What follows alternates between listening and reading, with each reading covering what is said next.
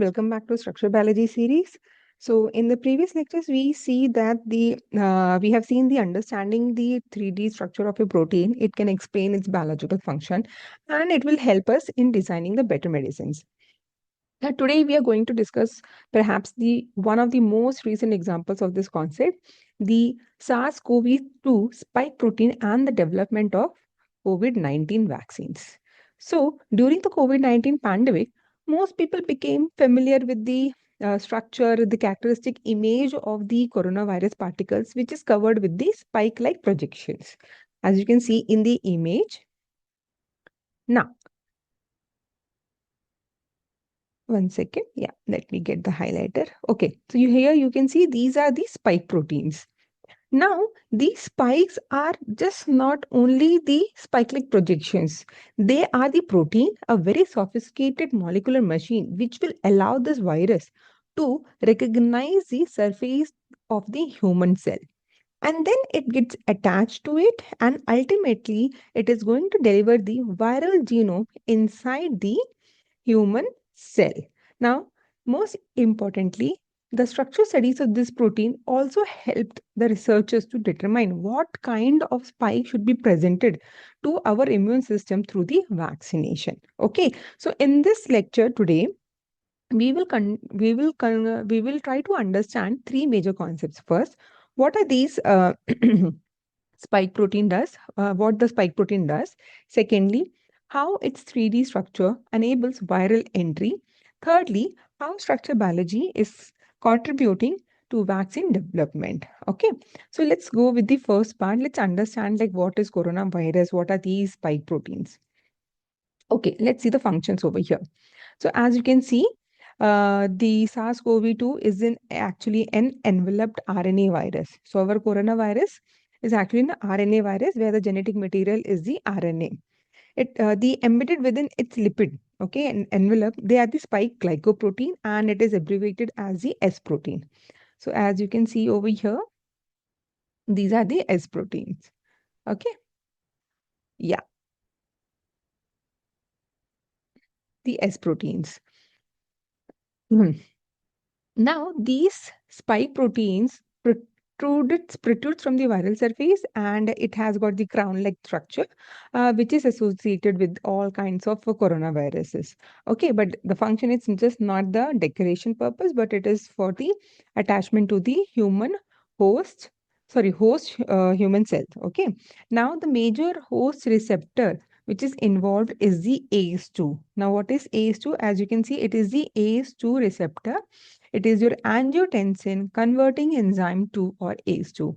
It is so these are the human proteins which are expressed on the surface of the cells in most of your tissues. Okay. Now the virus is evolved in such a way that the spike protein on the top of the virus structure will recognize ACE2. Now this spike protein will recognize the ACE2 receptor and initiates a series of the structural changes. What will happen then? It takes an entry inside the human cell. Okay. Now, once it is inside, it releases its RNA, the genetic material. Now, once it has been done, okay, so you need to understand that when I say that these spike proteins are interacting with the ACE2 receptor, it is actually forming a multiple non-covalent interactions. It could be hydrogen bonds, electrostatic interactions, van der Waals interactions, okay. So these are nothing but your protein-protein interaction which is happening between these spike proteins and the ACE2 receptor proteins, okay.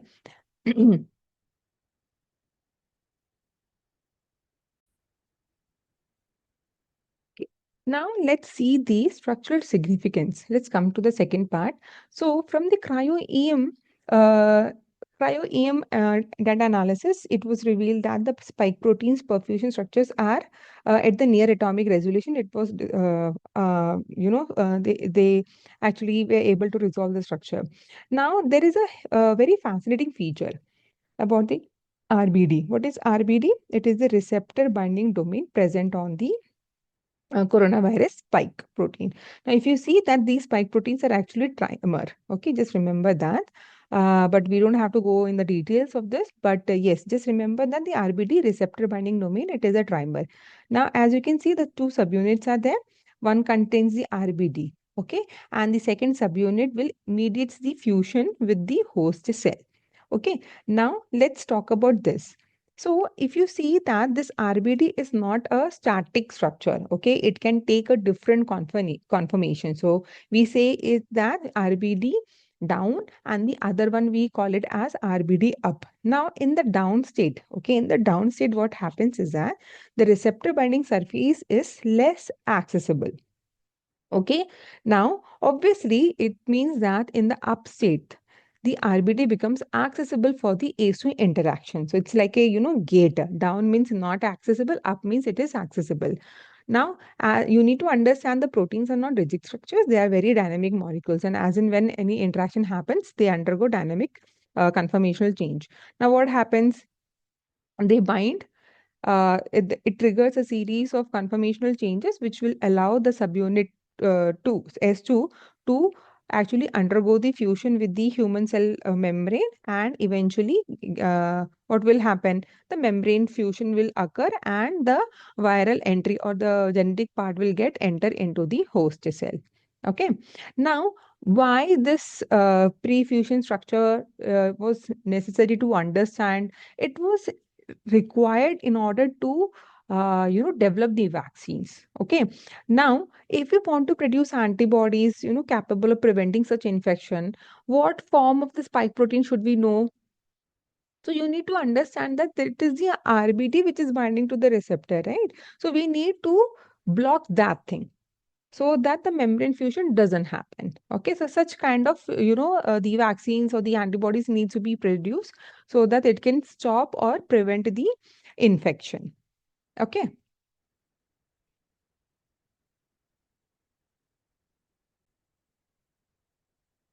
Okay, now once we understand this concept, now let's see how the vaccines were made. Okay, so it's the clinical importance.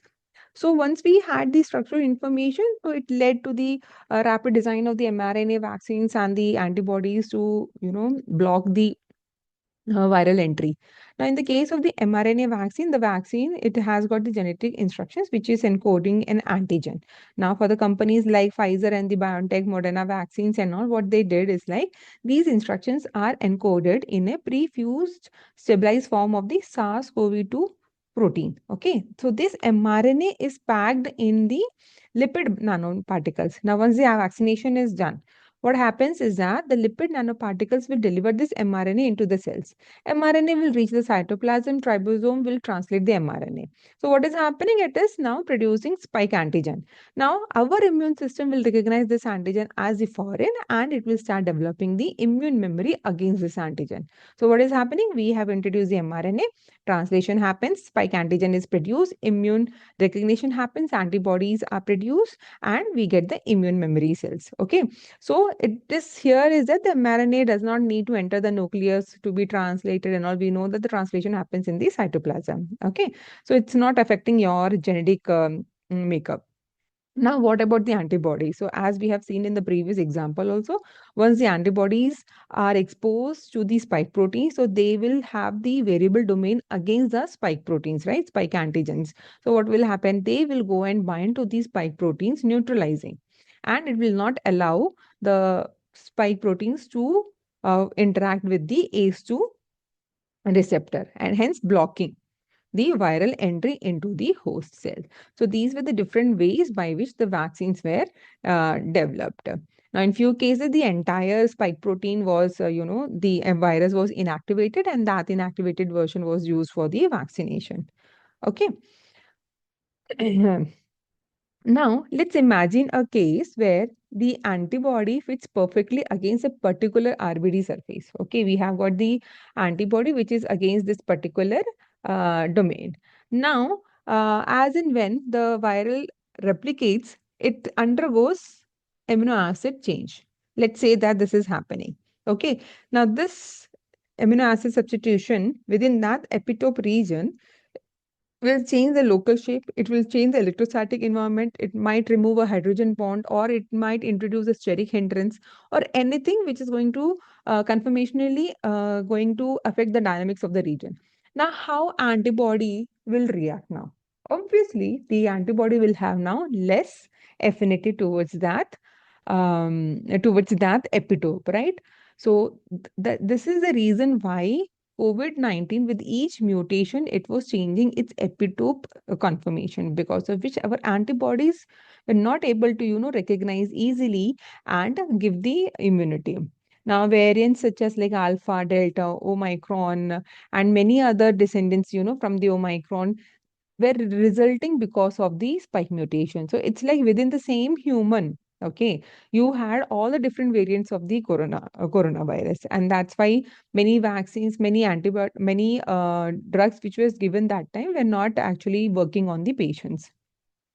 Okay, yeah. So all these we understood with the help of the structure biology analysis, data analysis. So. Uh, with the COVID-19 case, what we have learned is that SARS virus is going to continue to evolve now also. Okay. Now, if you target one particular spike sequence, it will produce a very excellent immunity against that. But if evolution is happening, that is, with each replication it is mutating, what will happen? The immunity will reduce because the antibodies will lose its or it will interact with less affinity. Okay. Now that's why the vaccine composition which was made, okay, COVID-19 vaccine, it has to be updated. So, it will have the vaccines will be having the compositions from the various strains of the coronavirus. Okay, so here the advantage of the platform of using mRNA was actually good because, as and when the antigen was exposed and you get translated, so it had better advantage as compared to the inactivated virus vaccines which was used. Okay, so that was all about the coronavirus, and we understand like how nicely and how beautifully structural biology help, in getting the vaccine to be made in such a short notice. Like usually the drug or any vaccine to come into the market and to be used on the people will take around 10 to 15 years. But as you can see that Corona came in 2020, and by 21 we all had vaccine shots, and we were safe. Yeah. So keeping that thing in the mind, let's deep dive into the structural biology, and let's understand how beautifully it helps in understanding these molecular interactions so that the other diseases we can target. So guys, thank you for today, and keep watching. We'll start with the next lecture series, and we can talk about the crystals, crystal lattice, and those things. Till then, take care, guys.